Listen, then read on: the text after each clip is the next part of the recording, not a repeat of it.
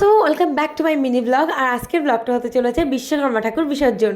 তো বিসর্জনের ব্লগটা আমি ফার্স্ট টাইম শ্যুট করছি, আর আমি প্রথমবার বিসর্জনে যাচ্ছি। এটাও ভীষণ এক্সাইটেড ব্যাপার। আর এক্সাইটমেন্টের সাথে আমার ফার্স্ট টাইম এবার সিঁদুর খেলা হলো।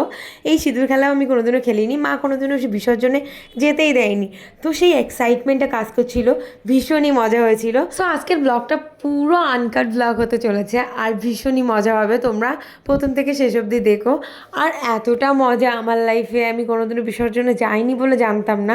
ভীষণই মজা হয়, কি ডান্স আর কি পার্টি টাইপের মুড হয়ে যায়। তো ব্লগটা সবাই প্রথম থেকে শেষ অবধি দেখতে